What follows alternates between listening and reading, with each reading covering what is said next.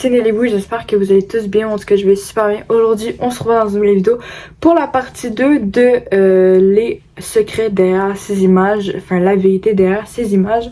Donc c'est parti, donc si vous n'avez pas vu la partie 1, je vous invite à aller l'écouter, elle est présente sur ma chaîne YouTube. Et justement nous on va directement commencer, c'est parti. Alors pour la première image, on a cette photo. Donc sur cette photo, en fait, on voit un homme souriant à côté d'une caravane. Mais ça a une toute autre histoire. En fait, cette photo a été prise le 18 mai 1980 à 19h dans la forêt de l'État de Washington.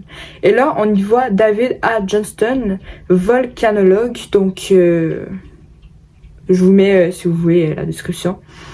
Vedette de l'Institut d'études géologiques des États-Unis, en fait, il campait près de sa caravane à son poste de terrain, mais moins de 24 heures plus tard, Johnston, sa caravane et tout ce qui se trouvait dans un rayon d'environ 50 km, en fait, serait anéanti par une onde de choc latérale de l'éruption du mont Saint-Helens, faisant de Johnston le premier volcanologue du gouvernement américain à en mourir en service. Et le pire, c'est que ces derniers mots étaient un appel radio à la station de l'USGS à Vancouver, dans l'État de Washington, dont on peut trouver des enregistrements en ligne. Vancouver, c'est la fin. Prochaine photo, c'est celle-ci. Donc, on y voit, enfin, vous le connaissez sûrement. Cette histoire, elle est populaire. Peut-être que je ferai une vidéo dessus, mais je crois qu'elle est trop populaire que ça sert à rien. Vous pouvez facilement en trouver une, mais c'est Joseph Fritz. Donc, désolé si je prononce mal son nom. Donc, il est en vacances. On le voit en vacances pendant que sa petite fille, elle est toujours enfermée dans sa cave. Effectivement. Donc, bon, voilà. Si vous connaissez déjà l'histoire, c'est correct, mais je vais faire un petit résumé. En fait, c'est tout simplement l'affaire Fritz, en fait, donc c'est une affaire d'essai de séquestration qui a été révélée en 2008. Et voilà. Dites-vous qu'elle a été enfermée pendant 24 ans. Donc c'est vraiment une très très bonne, enfin c'est pas positif là, mais c'est une histoire assez intéressante si vous voulez aller faire vos recherches.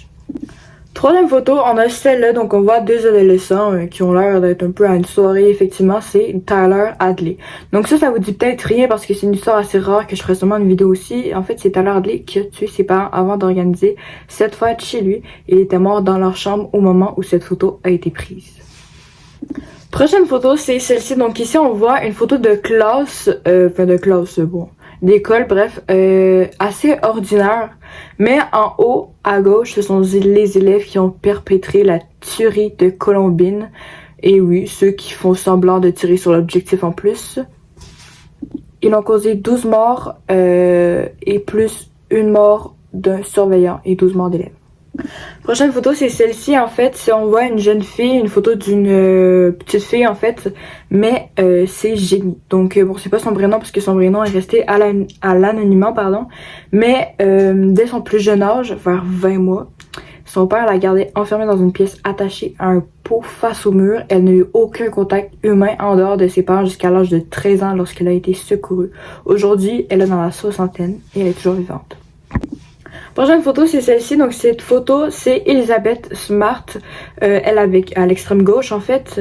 Elle a été prise alors qu'elle était retenue captive par son ravisseur à l'extrême droite. Elizabeth Smart a été disparue pendant 9 mois. La photo a été prise au milieu de cette période lors d'une fête où son ravisseur s'était introduit avec elle. Elle était contrainte justement de porter un voile pour pas être reconnue en public, tandis qu'elle avait seulement 14 ans. Aujourd'hui, elle est encore en vie, elle a 38 ans si je ne me trompe pas, et elle est protectrice de la jeunesse ou un truc comme ça. Si vous voulez, vous pouvez faire vos recherches. Donc, elle lutte pour ça. Prochaine photo, c'est celle-ci. Donc, celle-ci est un peu macabre, en fait. C'est une photographie post-mortem qu'on appelle. Donc là, on voit juste un père, une mère avec leur fille au milieu, sauf qu'en fait, la fille sur la photo, elle est décédée. Donc, il s'agit d'une photo, en fait, de l'époque victorienne, justement, et à ce qui paraît, avant, à l'époque, c'était courant de photographier ses proches disparus. Prochaine photo, c'est celle-ci. Donc, on voit une fille qui marche sur des rails. Là, vous avez vu... Ah! Vous allez vous dire qu'elle s'est faite frapper par le train. Non. En fait, en fait, sur la photo, c'est Abby Williams. Elle avait 13 ans. Elle faisait une randonnée à Delphi, pardon, dans l'Indiana en février 2017 avec son amie Libby German, qui, en fait, c'est elle qui a pris la photo. Et elles ont toutes les deux été assassinées peu après. Et le meurtrier n'a toujours pas été identifié, guys. Ça fait combien de temps en 2017? Ça fait longtemps. Ok, pardon. En faisant mes recherches, je me suis trompée en fait. Il a été retrouvé en 2022, je m'excuse. Mais le pire, c'est que je viens juste de voir la vidéo en fait, parce que la photo en fait c'est une vidéo, mais j'ai pris un screenshot. Et en fait, là-bas, dans la vidéo, que vous pouvez facilement retrouver sur internet, on entend en fait Down the Hill, donc il descendait la colline. Et c'était la voix du meurtrier. Mais ils l'ont quand même retrouvé en 2022, donc c'est quand même 2017, 2022. C'est Richard Allen qui l'a tué et il a juste été condamné en 2024. Donc vous voyez que c'est récent.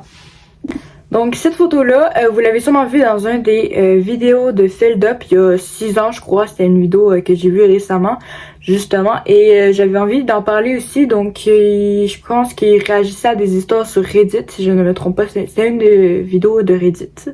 Et c'est vrai que ça a fait vraiment beaucoup le buzz sur Reddit puisque j'ai essayé de chercher et tout. En fait c'est des grimpeurs prenant des photos qui ont accidentellement immortalisé une femme en difficulté au pied d'une falaise qui essayait de survivre. Donc en fait là vous voyez son pied, elle avait la face dans la boue et ça faisait ça faisait un jour qu'elle était là, donc elle a passé la nuit ici. Son amie, elle voulait aller chercher de l'aide dans la forêt, donc elle est passée par la forêt mais malheureusement elle est décédée. Après je sais pas elle est décédée de quoi exactement, vous pouvez faire vos recherches. Mais au moins elle a survécu, enfin je dis au moins, c'est vraiment triste comme histoire. Franchement déjà qu'elle a survécu une nuit dans la boue, elle pouvait pas parler, hein. Donc une chance qu'elle a pris cette photo. C'est ça le pire, c'est qu'elle a vu dans la photo qui a été prise et ils ont pu la sauver. Elle est encore en vie à ce jour. Prochaine photo, je vais faire ça assez rapidement comme les autres, mais c'est celle-ci. Donc on voit un homme en fait de la photo n'avait pas vraiment de bonne qualité, mais on voit un homme qui a filmé en fait un autre homme jouant à Just Dance Revolution et 6 mois plus tard, cet homme sur la photo en 2012 a tué 27 personnes à l'école primaire Sandy Hook. Alors j'espère que vous avez aimé cette vidéo. Je sais qu'elle est plus courte que la dernière que j'ai faite et qu'elle est vraiment moins racontée, ouais pardon, que l'autre que j'ai faite encore une fois. Mais j'ai voulu y aller un peu plus rapidement. J'ai voulu prendre plus mon temps pour faire au moins plusieurs histoires. Mais je crois qu'il y a 2 ou 3 photos ici que je vais peut-être raconter leur histoire au complet sur ma chaîne. En tout cas si ça vous intéresse, dites-moi en commentaire, dites-moi quelle photo vous a le plus choqué, quelle histoire vous a le plus choqué en commentaire. Moi je vous dis on se revoit à la prochaine. C'était Nelly Boo. Ciao ciao.